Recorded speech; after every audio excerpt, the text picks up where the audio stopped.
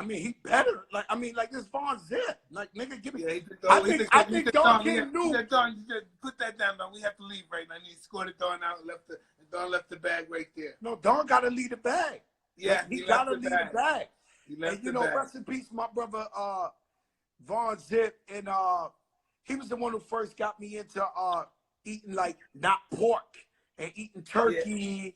Yeah. And he would take me downtown to the turkey shop. I'll tell you one story, and I'll get off Zip, man. Rest in peace. Was I went with him to buy a car one time, and the motherfucker, on purpose, just to show me, he paid for the car in old school 20s. You could smell like it was in the wall. Like, yo, Tyson, the shit was, it smelled like it was in the wall or buried in the backyard on purpose, just to front on me. He was like, yo, Joe, let's go buy this car. And he paid for the shit in like 1970 money or 1980 money. And on purpose, I knew he was fronting on me. I knew I was just like, Zip like to shit on people. He like to show people how much money he had. That's what I loved about it. But he's always willing to share it, though. Always, man. I love Zip, man. My family, we miss him. I'm gonna tell you about how generous you are, Mike. And I think sometimes, I don't know if you look back at those times and you think you're crazy, but I remember one time I called Zip and I said, Zip, I need Iron Mike's number. And he was like, all right, no problem, Joe. So Zip gave me your number. I was in Central Park driving through, and I had that record, y'all wanna live my lifestyle. Never seen a brick, never seen a crack house. So I was calling you because I wanted to shoot the video, and I just wanted you to stand next to me like I am Mike Tyson. Yeah, and when I called you, you picked up the phone, and you was like, yo, what's up, my brother Joe? And I was like, yo, and before I could talk, you told me, yo, Joe, do you need $1 million? How much money you need, Joe? What do you need? And I was taken back from that because I was like, man, this man just offered me $1 million, and I don't want nothing. I want him to be in my video. But at that point, I said, damn, man, this guy giving everybody a bunch of money. I mean, Joe, people gave it to me. They gave me the opportunity to get it. So what am I supposed to do with it? Yo, but Mike, I just called you out of clear blue sky, like on a Sunday. No, was like, but back then, everybody needed money, and I had the money, so I understood that. Yo, Mike, man, you're a beautiful soul, bro. I mean, I could tell you firsthand. Hey, listen, man, I've been called worse, but thank you. I appreciate that. Oh, no. We love you. I'm going to skip all the way up and come back, but I'm going to tell you a story, right? And Fat Joe, I go to funerals all the time, and I go whatever. And I don't cry, Mike. I'm the real deal. And the night that you lost to Evander Holyfield, I was in a house full of niggas, man. I went in that bathroom and I cried like a baby, Mike. I cried like a baby. When you lost to Evander Holyfield, I went in the bathroom. I was like, I just felt like the whole hood, we took an L. When I know fighting, somebody got to win, somebody got to lose. But I really went to the bathroom and cried. I was hurt, man. No, but Joe, this fight is not about somebody have to win and somebody have to lose. Fighting is about winning under both circumstances. Winning and losing, you both win. You learn from losing, and maybe you enhance yourself by winning. But losing is the greatest teacher of all. Yeah, it is. It's the lesson. It's the lesson. You never lose. Absolutely. It's a lesson. You know, I am human beings, you know, Joe, human beings are not made to be humble. They have to be humbled. I'm going to say back. I'm going to sit back and I'm going to let you answer this, right? You from Brooklyn, and Biggie and Tupac got this humongous beef going on, but you were so tight with Pac. Tell me how you became tight with Pac, and how was that relationship? Was it ever awkward because Zip was so close with Puff and Biggie? Like, yeah, right. Wasn't it? That was really weird. I never looked at it like that. I just never thought about it like that. I just knew if I was with Tupac and Tupac was with me, he wasn't getting no drama. I just knew that. I'm talking about if he was personally hanging out like we are personally, and people were coming, he's not getting no smoke. Oh, no smoke. Yeah. I mean, Tupac, every time I saw him, he was in drama. Every time I met him a bunch of times. Yeah, no, exactly. That's why I said, hey, listen, man. When I used to talk to him when I was in prison, I said, listen, man, it looks like you're going to be coming in while I'm going out. And that's what happened. He was just, I can't believe he was that wild. No, that motherfucker was ahead of his time. He was wild. The way I met him, I was in a rap cypher in Atlanta with Wu-Tang and a bunch of artists that came around that time. And a nigga walked up with a red bandana with 2 guns out. And I didn't know, none of us knew who it was. And he was like, yo, what's up, crack? And I was like, looking at him, I was like, all right, what's up? Who you? And then when he pulled his shit down, it was Tupac. And that's how I met him. And I just seen him every time I saw him, he was into some shit, fucking some niggas up, doing some crazy shit. And the night, yo, the reception is getting bad. So is it my quality? I want to take it to the night. Yeah, your reception is getting a little bad.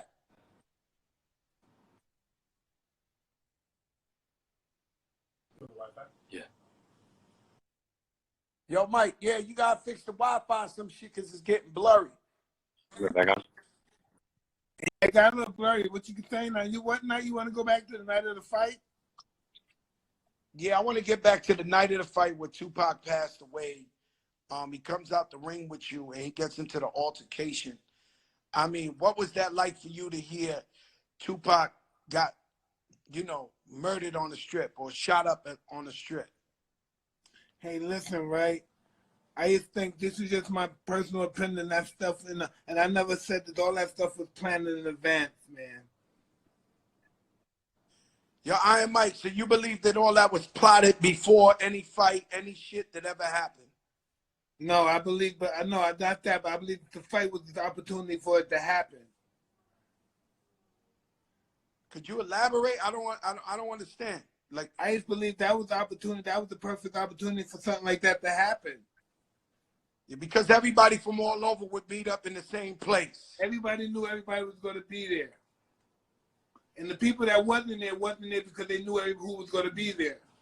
And we know everybody who wasn't there. Yeah, man, that was that was sad, man, for just life, man. And then as I got older and I realized the Tupac story and how he came from the Black Panthers and his mother and his stepfather, and then I realized his music, why he has such a powerful message in his music. You know, Tupac, this is the deal with Tupac, and this is just the real. Tupac was just a force. He was just an uncontrolled force, and that was the problem, you know?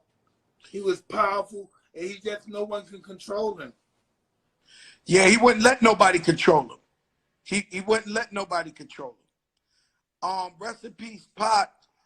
Mike, let me ask you something. I'm in there. We stuck in the house in quarantine, and we watched some shit called Tigers. What's it called, Ma? The Tigers, King of the Tigers. The Tiger King. The Tiger King, right? The Tiger King. Yeah, but I don't want to spoil it for everybody. I was riding with the nigga to the end. I ain't gonna spoil the shit for everybody. Watch it, it's interesting. But to me, that's just the way those people are. Those people are just backstabbing people. They're just not trustworthy people. They're not trustworthy at all. It's just like disgusting. They have no loyalty, no shit. Absolutely. Well, Mike, what was it about you, right? Because to me, all them Tiger people was a little off or special. What was it about you that you had? How many tigers you had in your house? I had 3 of them in my house. White tigers. Like, I used to see you in the pictures with them. And, like, what was it like? Was they babies? Did you raise them since they was babies? Absolutely. I had their mother and their father. Oh, you had the mother and father, and then they made the babies? Yes. Yes. You wasn't scared of these tigers, Mike? Hey, listen, this is how it happened, Joe. I was in prison, right? And I was talking to one of my friends who I bought exotic cars from, and he was saying that one of my friends that he knew owed him some money. And he said, if he doesn't pay me any money, I'm going to take some of these cars and trade them in for some animals. I said, what kind of animals? He said, horses and stuff. And he said, Mike, they have some nice tigers and lions, too. If you got one of those, that would be so cool in your Ferrari. And I said, yeah, that would be true. I said, why don't you order me a couple when I get out? So I'll be getting out in a couple of months. I was in prison. And so when I got out, I came home, I had 2 cubs. Yo, that's fucking crazy, Mike. Like, you had you had tigers in your house, and then they was fully grown by the time you had. So, Mike, there's a rumor that one of them jumped over the shit and bit the neighbor's arm off or some shit. No, Joe, that's not what happened. Tell me what happened, Mike. Somebody jumped over my fence where the tiger was and jumped in the inhabitant and started playing with the tiger, and the tiger didn't know the lady, so it was a bad accident. Oh, so she jumped over the gate. Yeah, she jumped in the property where the tiger was at. Let me ask you a question. They sued you for that shit? Well, they tried to until they found out that she jumped over the fence and that she trespassed with the tiger. And listen, when I saw what the tiger did to her hand, I had a lot of money back then, so I gave her $250,000, whatever it was, because she was just fucked up, Joe. Yeah, that motherfucker took her arm off, huh? Oh, Joe, you can't believe what they can do to a person's flesh. I had no idea. No, I know, because out in Dubai, my little man Rashid Ben Hassan, his house is a zoo. So like when they eat dinner, you look this way, it's tigers. You look this way, it's lions. It's insane. They own a zoo, and so many animals there. Him and his father and and they put me in with a tiger. And the motherfucker, he's so big, but he's so quick. And I can listen, incredibly quick for something that's 500 pounds, 600 pounds. You are not getting away from a tiger if he wants your ass. There is no way around it. And they kill you in like 3 seconds, so you're not gonna live long. You know, I seen the tiger get fed. I seen a motherfucker throw like a piece of steak up to like a tree. It was like the 4th floor of a building, and the motherfucker jumped up there, hit the tree, and grabbed the steak. When I saw that, it erased every hope of me ever running away in the fucking jungle from a tiger. No, you don't stand no chance, man. They kill you with one swing. Bow, you're dead. Your neck is broken. So it's pretty much like Russian roulette fucking with these tigers, huh? Hey, listen, know what I've learned? I was foolish that there's no way you're going to domesticate these cats 100%. There's no way that's going to happen. Yo, that shit is crazy, Mike, because they kill you by accident. They don't even mean to kill you. They do it by accident. They're too strong. Yeah, I'm sure they killed motherfuckers and was looking at their owner like, yo, what happened? Why he ain't getting up? They just don't realize they're like a fucking truck. No, especially when you're playing rough with them. You're punching them back and they're getting hyped back and they hit you back and you're dead. Yo, Mike, you was boxing with the motherfuckers, huh? Like you was. Oh, I loved them. I used to sleep with them. They were my. I'm just happy I educated myself. It was late, but I've educated myself that I was doing the wrong shit. I shouldn't have had them in my house. I shouldn't have had them domesticated. At least believing that they were domesticated. I was wrong. No way in the world. Yo, Mike, let me tell you something, man. I'm gonna tell you there's just a funny story. This ain't disrespect, but I remember one time you invited me to your house, and so I'm like, I'm going to Iron Mike's house. You remember that, Joe? Do you remember? So you opened the door, Mike. You was ass naked opening the door, my nigga, and I was like, yo, Mike, what the fuck, B? Like, that's you was because like, I knew you had Remy Ma with you.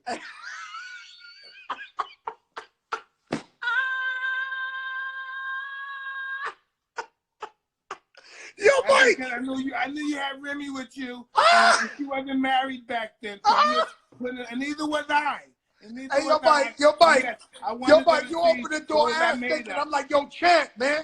Come on, Champ, with that shit. You said, no, Joe. I wanted Remy to see what I was made of back then. Oh, my God. Yo, Mike, let me tell you something. Hold up, yo, Remy. Hey, I'm only playing. I wasn't married. I know you're playing. I know, but yo, Mike, let me tell you something. I'm like, yo, Champ, put the fucking towel on, man. We not doing this, man. And you was like, yo, Joe, I'm a boxer, nigga. You know, we don't.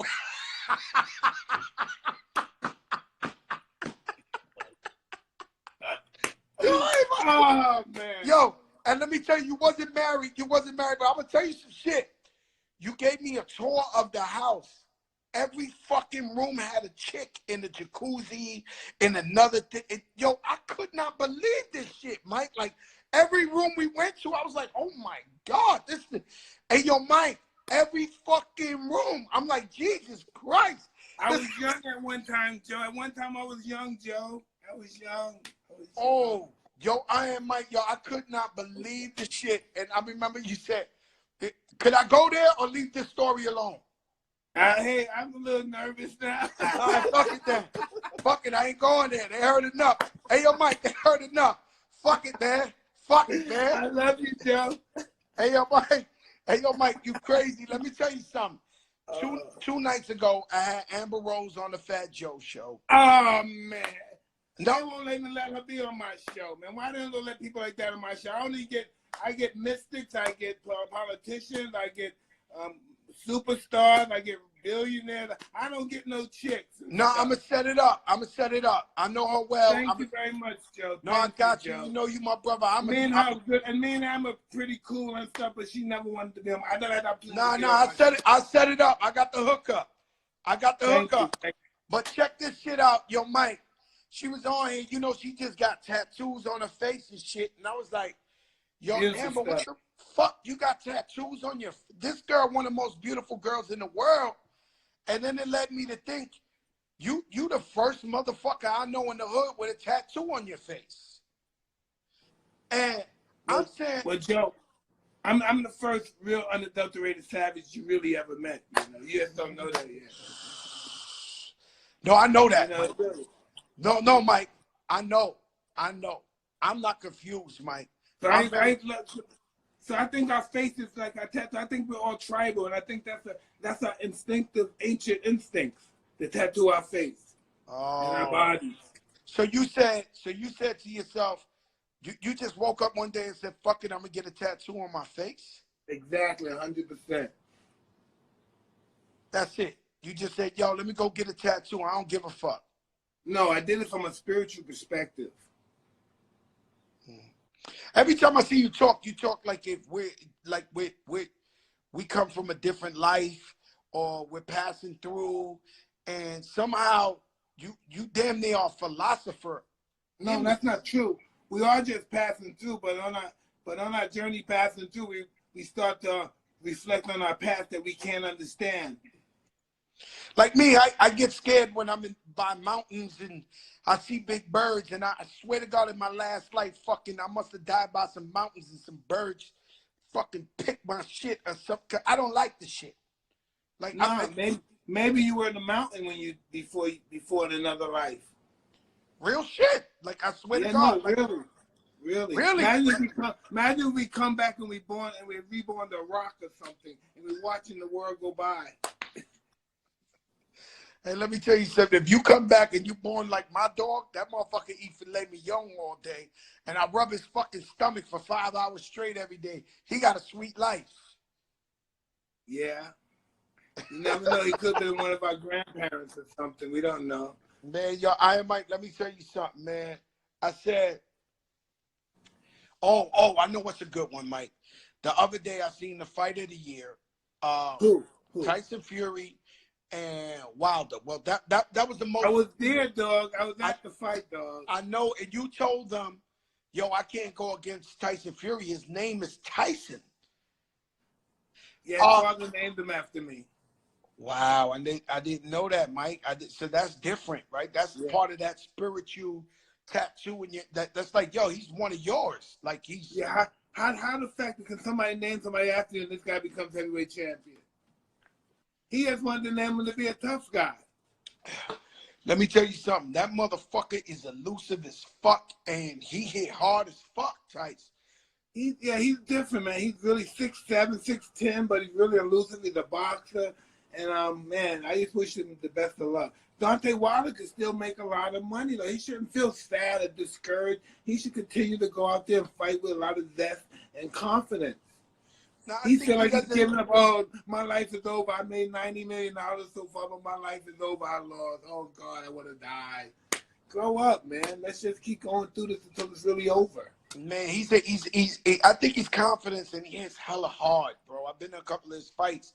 I heard him hit a motherfucker in Brooklyn that you can hear that shit in Upper Deck. But he's definitely, and I love the OG Mark Breland, but he definitely got to change his corner if he's going to beat Tyson Fury, because he can't go in there fighting the same fight and expect a different outcome. Well, listen, he didn't fight the same fight he fought the first fight, you know? The first fight he fought with confidence like he could win. This fight he fought like he didn't have no zest, no life in him. I don't think that's true. I think the guy Emmanuel Lewis's nephew from the Crunk, they came in with Tyson Fury attacking him. That's the difference in the two fights. But the shit is, before we knew, maybe you knew as a boxer, but me as just a spectator, before the public knew that Wilder was hurt, the little dude, Emmanuel Lewis' nephew, told him, yo, he know what's up. He said, you keep tagging that nigga, he gonna go down. He know what's up. This was like 2 rounds before Wilder went down. Homeboy was like, yo, he knew, yo, Fury's tagging this dude so hard, he gonna go down. Like, he knew it. I just don't think he was the same fight after the first fight. The first fight, he couldn't rise to that occasion again. So then you think he ain't got a chance with Fury? No, it's always a chance. I never think everyone's always has a chance. It depends on how much they want to give into it. If he want to dedicate his life to really winning this fight, anything can happen. Man, let me tell you something. Iron Mike, one thing I've always thought about, right? When you went to prison, right? Be honest. Was motherfucker scared of you? Like, you know, be honest. Hey, No. Yo, Mike, I don't want a political answer. I want the real deal, Joe Crack, Mike Tyson. When you walked in jail, were motherfuckers scared of you? Hey, listen, I treated everybody the way I wanted them to treat me.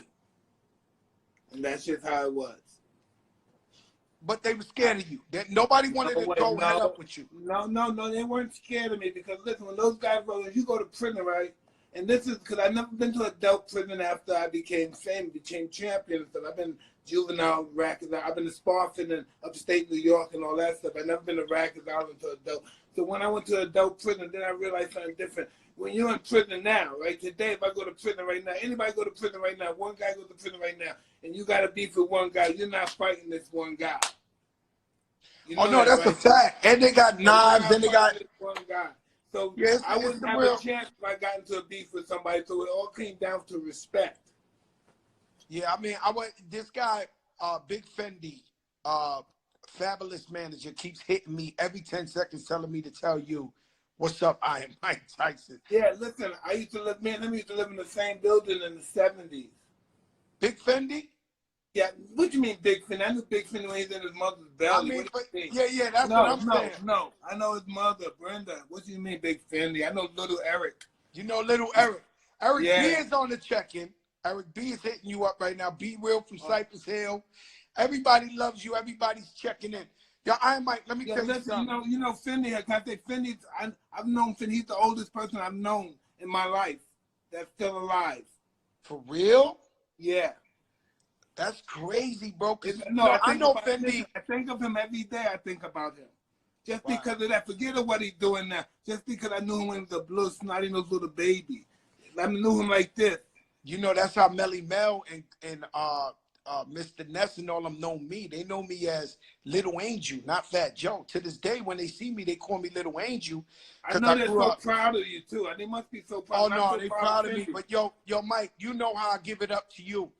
I grab Melly Mel in the corner, and I tell him how much I love him every second. When I'm at a party with Melly Mel and the OGs, I'm in their ear like, yo, I fucking love you. I fucking worship you. You're the greatest. You know, when I was a kid, I tell them all, I give it up. I give it up. Eric B, same thing. Cypress Hills is in the check and Be Real. I mean, to be honest with you, as a rap guy, being a Latino coming up in the game, they were the only guys I really, really rated on that level besides Tito from the Fearless Four. But, you know, Cypress Hills, they you know, they the guys, you know, like I really, you know, we modeled ourselves after them. Do you remember the Latin quarters? You don't remember Latin quarters in '85. Bro, I remember the Latin quarters. I remember Roxy. I remember all that shit. I was actually too little. Let me tell you something. When I got cut in my neck, I was in Studio 54. I was 14. I don't know how they let me in that shit. and I had mad jury on, Dapper Dan shit, and it was like 30 niggas, and they want to rob me, but you know, I'm crazy. But I didn't know nobody in there, so I wound up fighting like 30 motherfuckers. They never got the jury, but they cut my whole neck open. But, you know, thinking about now, my daughter's 13. I was like, what the fuck I was doing 14 years old in grown men fucking clubs and shit. That's what we did, Joe. Joe, that's what we did. That's what we did, Joe. Joe, listen, one day when my mother saw me fighting this man, can't understand why I was fighting this grown man. I was 10 years old, and I'm fighting the guy like 21. She understand why. And I'm saying, Ma, he didn't pay me my money when I hit my number. She didn't understand what the fuck I was talking about. Yeah, you gave him $1 and you wanted your $800 for the bolita, nigga. Like, yo, you need your money. I hit a number, he said, I'm not paying you. And I was fighting him over that. Can you know, my whole life, my whole life, Mike, was built off courage. And while you telling me this, we're going to go into some shit. I remember, I left my mother's house when I was 14 and I was hustling in the street.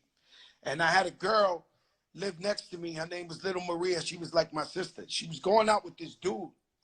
He was a killer. I'll tell him. His name was Monkey Face. I'll just leave it at that. And he was way older than me. And, you know, them niggas had cars, all type of shit. They was killing everything. They was from Southern Boulevard. And one day, he heard I was hustling, and the nigga said, yo, give me a pack. I'll move it for you. It was like $500. So I gave it to him. He comes back like a couple of days later, and I'm like, yo, Monkey, what's up? And he was like, he come out the building. I'm like, yo, Monkey, what's up? I was like, yo, Monkey, you got my money? He said, your money? Nigga, you dead on that fucking money. You crazy, nigga? And I'm like, I'm a kid. I'm a baby, Mike. I'm 14. He was like, yo, you dead on that shit, nigga. You ain't getting that money back. So then he's walking away down the block. He's getting smaller and smaller, Mike. And I'm just telling myself, man, you pussy, man. You's a punk, nigga. Like, so the motherfucker like a block away. I'm like, yo, Monkey. He turns around. What the fuck you want, nigga? I run all the way down the block. Man, I punched that nigga in his face so hard, Mike.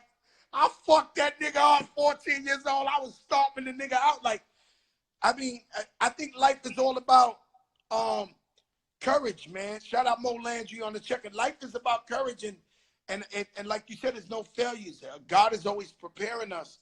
You know, I used to get beat up every day in junior high school by 20 niggas every day. I know that feeling, Joe. I know that feeling. And it was, I mean, every day. I don't have a picture from Thanksgiving or Christmas without a black eye or a big lip. And I would come outside every day. They would laugh, oh, Joey's going to get beat up again, 3 o'clock. When I would come out and I punch the toughest motherfucker in his face, then get pound the fuck out. You know, but it prepared me to be Joey Crack. You know what I'm saying? You know what I found out about life, Joe? And I found out this about people. When they see you fight back, they help. If you don't fight back, they won't help you. That is a fact. That is a fact. That's the rule of life since day one in the hood. I'm not defending nobody that won't defend themselves. Exactly, 100%. And I hope nobody lets me down because I'm like, damn, bro, like you got to defend yourself. You know, some guys, they cowards and they won't defend themselves. And in fact, even I knew a guy named, I'm going to tell you his name too. I haven't seen him in years. His name was Danny Loco. Now, Danny Loco was like a fake Scarface nigga from my hood. He get money and he was well respected, but he had no hands, Mike. He could not fight for nothing. But I tell you, Mike Tyson, he would swing on you in front of the building. Like, this nigga knew he was losing. Like, there's a 1,000,000%, he's losing to everybody. He got no hands, but if you front on him, he'll swing on you. Like, no matter what. And then you knew, yo, Danny Loco got fucked up again. But you be like, yo, that nigga hook off on anybody. He's not a coward. He's not pussy. You know what I'm saying? I know a guy like that, too. I know a guy, he'll fight anybody, but he'll never win. He'll never win. He'll never win, but he'll punch a nigga in the face and get pounded out. Tough, too. Yeah, I know those guys. And you respect him. You're like, damn, nigga, Danny about to catch an L again. I'll tell you a crazy story, right? One time I was here. You're going back to the real ghetto movies. Your Hey, Mike, I'm trying to give him the real. When I talk to Mike, you can't help him because your friend's beating him up. Yeah, there's nothing you could do. I know. Yo, Mike, I tell you this one time, man. Mike, I'm chilling. I'm in Miami. We got big money. We out here stunting one of these weekends. Everybody was out here. I'm Fat Joe already, big TS chain. I got the drop top, the Bentley Azure. We got a couple of them. And I'm drinking, and I don't drink like that. I don't drink like that, but that night I was twisted. So I have an argument with my dudes, and I say, yo, I'm out. And I jump in the whip and I drive by myself, maybe 3, 4 in the morning, right? And I pull up at a light. And when I pull up at a light, I hear this dude, he's waiting across the street, and the nigga said, man, I should take that nigga's chain. About you? About me. Yo, Mike. So I turn around, and I could be like all these other rap niggas and ignore it and just drive off.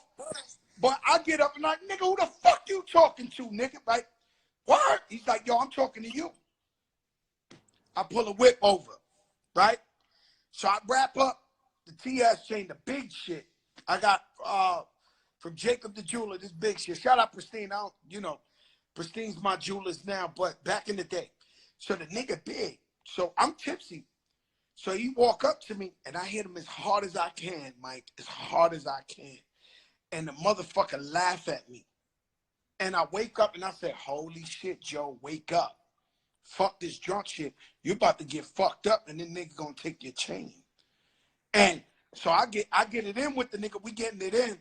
But luckily for me, the crew ain't let me down, and the cavalry came. And let's just call him Purple Face. That was his name. That was the joke of all a lifetime, was we call this nigga Purple Face. But yo, let me tell you something, Mike. Motherfuckers will challenge you out there. They will challenge you out there, and you know you gotta have your A game. And I just don't give up that kind of energy no more. I don't think. You know, when I was young, I used to get that energy. I just don't give it up off no more. Well, we can't. You know what I'm saying? We the OGs. We gotta live our life happy. Niggas know when we was giving it up like that, we was giving it up. So, and we'll still fuck you up on a given night, but we chilling. We leave that for the young boys that they you know, this is their time. This is their time to go. Who's your favorite boxer right now, Mike? Oh man, I like Lomachenko, the Ukrainian guy. You know him? I like him. I like Javante Davis, that little guy Tank. Those guys have to fight. Those two guys gotta fight. Oh no, they gotta fight each other, man. I don't like nobody. That's beautiful fight. They're both beautiful. They gotta fight. They were both going to fight each other. I mean, that's the way it is. Like, we knew the Lakers was gonna play the Clippers before the virus came out. We knew that's what it is. That's what God wanted, and they're gonna have to fight each other. You know, exactly. That's what God wanted those two to fight. No, it's gonna go down. Like, you know, I've seen interviews where they ask you about Mayweather. You know, I love the chant, Floyd Mayweather. Rest in peace, Roger Mayweather. Yeah. You more into like knockout artists, huh? No, not at all. I'm a boxer guy. Ain't that weird? I like the sophisticated fight boxer. So you like the motherfucker that's elusive, moving. You don't like the knockout. No, I like whatchamacallit, Pernell Whitaker, that kind of stuff. Oh my God! So you like the Sweet Pea? Yeah, I like boxers that are like dancers, but right in front of you, not runners. You know, it's right in front of you dancing. They right in front of you dancing, tagging you back. Yeah. I was and like, they're very calm and relaxed. Them motherfuckers can they can go in any weather. They can go in any weather. They drive you crazy, yeah. Yeah, I'm like, and I knew Sweet Pea, rest in peace, was gonna give Chavez a tough time. Now Wow. Yeah, me too. Chavez was the greatest Mexican fighter still to this day. Chavez is the greatest one. Listen. Chavez is, a lot of people don't want to give him, because this is just the way that the world is. He's a Mexican brother. They don't want to give him the credit. He's one of the greatest fighters ever in the history. Forget a Mexican fighter. That's just making him lower than what he is. He's one of the greatest fighters. Listen, this guy won like 90 fights undefeated. You know, so I respect Floyd as the master fighter. Floyd got, what, 50? This guy got 90 fights before he lost. 90. Listen, you got to, suppose he quit at that. Then he got the record. Now, you know, listen, Floyd's the great. Floyd don't have no record in that division of the little men. That's the division in the little men. The little men with divisions like that.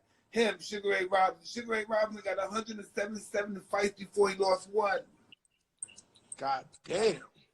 You know, you want to talk about fighting. Sometimes when I hear people talk about I'm the greatest fighter, and then when I see great fighters from the past, I realize I'm not the greatest fighter. You know, my favorite. There's fighters out there that are humble the greatest, trust me. You are definitely my top two. Me, I loved Muhammad Ali growing up because of what he stood for. Oh, he was incredible. And he was just so beautiful, and he represented the people, and you know, so I was always a Muhammad Ali. You, of course, out of my era, there's nobody like Mike Tyson. I am Mike Tyson, who unfortunately, the stuff that might have gave you hard times or fucked you up in life was the shit we loved you for. I love to go to 125th and see I am Mike Tyson with a fucking wide body Benz out there with his jury on, but he shouldn't have been there. Eric B keeps saying Willie Pep. Oh, what a fighter. Oh, man, listen, these guys humble us when we start mentioning names like that. Yeah, when you see shit like that, and I mean, you know, these guys, you know, these guys are like legends of the game that we gotta really salute these dudes, man, who put in that work. And not afraid to fight anybody. You know, I always respected he was different from us. He wasn't like us, but I always respected Lennox Lewis, his jab. You know what I'm saying? Listen, he was a great fight. Listen, I remember in 84, I knew 80. Me and Lennox used to spar with each other like from 82 to like 84 when we were kids. He won the World Junior Championship. I won the American version. He won the Canadian version. Then he went to Dominican Republic. I didn't go to the Dominican Republic.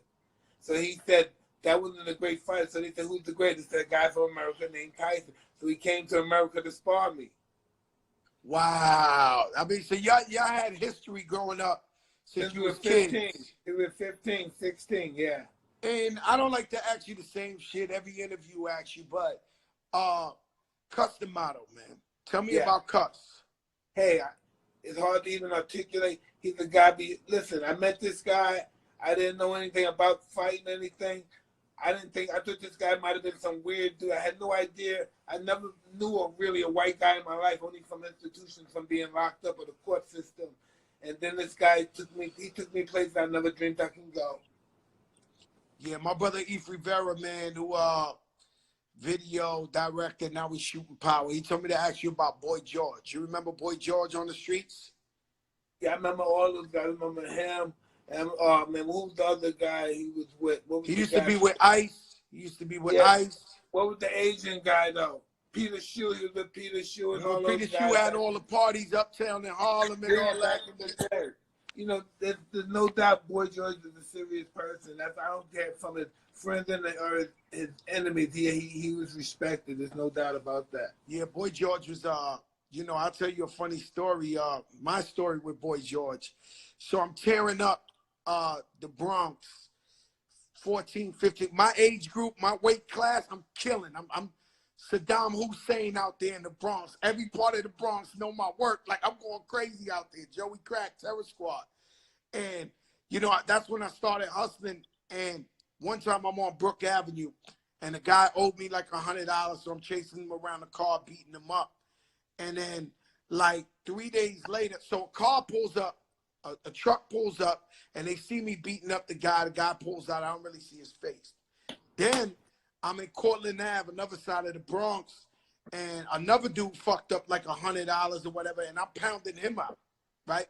So then his name was Oogie. I'm sorry, Billy Blanc, I'm saying his name. Fuck it, man. But, you know, so I'm pounding him out. He owes me money.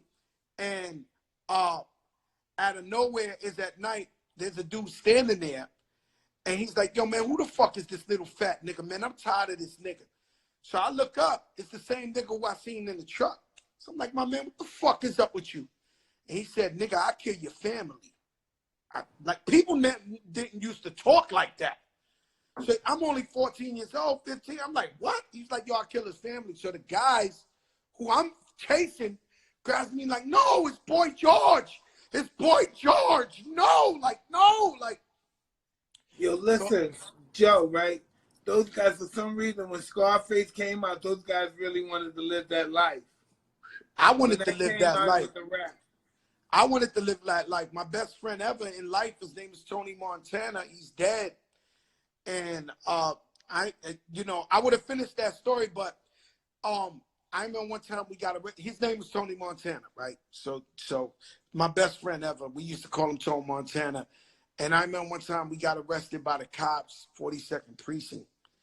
And this man sat, they had us like in front of this desk, handcuffed. And this man kicked his feet on top of the detective's desk and told the nigga, I am Tony Montana.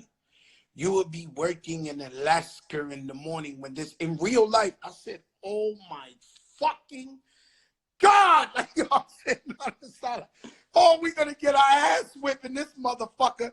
And I'm telling this nigga like, yo, is you fucking crazy? Like, yo, you are not Tony Montana from the movie, nigga. This is real life. We going to get fucked up in this motherfucker by these cops, man. Oh, man. Yo, Iron Mike, I'm going to let you go, man. I can keep you here forever, my brother. One question I want to ask is the most, shout out Lauren Ridinger on the check-in, the most expensive shit you ever bought in your life. I remember, I think you had a fight in the UK or some shit, and you bought some shit out of this world. Like, I mean, what is the craziest shit you ever bought in your life? A gift or something to yourself?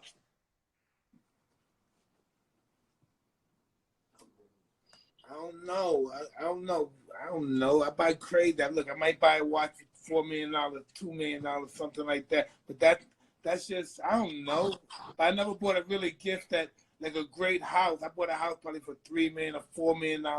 But I never bought really like a great house. I just bought ridiculous stuff. I got this one question for you. I got this one question for you. I never understood why you chose to co-sign cannabis in a battle with LL Cool J. Cause you from LL's era. What was there? Yeah, I don't know. Hey, listen, I don't know what the fuck happened with that shit. I don't know. I was just got in the middle. I got involved with shit I didn't know I was getting involved with back then. Oh, so it wasn't like you had a personal problem with LL. You was just fuck no. He wanted my best friend, but when I did that, oh man, he wanted to kill me. Yo, of course, man. You don't know. He almost wanted to kill me. Almost wanted to shoot me. I said, "That's serious?" Yeah, it was. This not. I realized this stuff was serious then.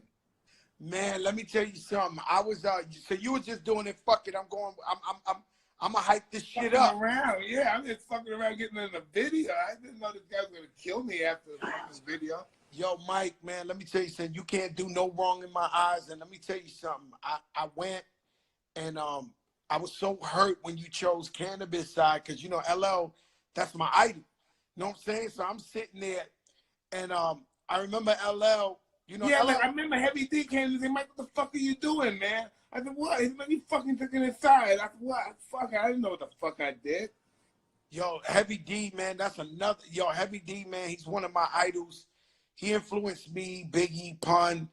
And I remember I became really good friends with him in real life. And this was somebody I used to really worship before I even rap. Like, I used to try to dance and dress like Heavy D. Heavy was a fly guy. Stupid fly. And he always kept a fly chick with him to the day he died.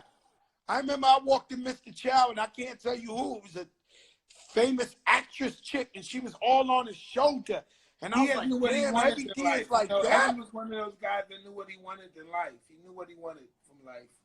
Bro, I'm telling you, maybe a month before he passed away, rest in peace, Dwight Heavy D, I seen him in Mr. Child in Beverly Hills. He had one of the top actresses you ever seen in your life on his arm. And I was like, what the fuck? Like, Heavy was the man. Heavy was the overweight lover, yes. He was the overweight lover. I used to go to the rooftop and see him. Right. You know, I used to see him out there in the rooftop in Harlem. I used to see him in all these parties, man, and I used to just admire him from far and be like, yo, one day I'm going to be like him. Hey, listen, me and Heavy was very close friends. When I used to be in prison, he used to always come visit me. And I remember one day one of his dancers had died in Indianapolis, and that's why he hated going there. Oh, one of his dancers died over there? I believe he got into an accident or something over there. Yeah, one of his brothers. He had like two brothers, Heavy D in the Troy, book. I think it's Troy or something. Trouble T. Roy. Yeah. Troy, Trouble T. Roy. Shout out to Pete Rock and the whole family. CLC. And the whole crew, yeah. Heavy family, everybody. Money earned in Mount Vernon. All, you know what I'm saying? Hey. Hey, yo, Iron Mike, man, I appreciate you. No, thank you very much to be able to me to voice this stuff out and talk about stuff. Hey, yo, Mike, let me tell you, we do this for the people every night at 8 o'clock. You know, we have nothing but the biggest and the best. When I hang up with you, I'm going to let some people get on and talk. Some regular people from the hood, from all over, because we try to give them all a platform. Today, me and you, we jump right at it. You know, I love you. I don't just love you. I worship you. You everything, brother. You everything to me and my generation. You everything to us, man. And I just want to let everybody know how much I love you, man, and how much I appreciate you and your spirit and your family. And God bless you. Thank you. And by you doing so good, the way you're doing now makes me feel so good as well. Thank you. I am Mike. I love you, man. Peace, baby. Love. Love. Oh, wow. Woo! This is shout out Kanye and them over there, Boo. All of them are sending me the sneaker right here. I mean,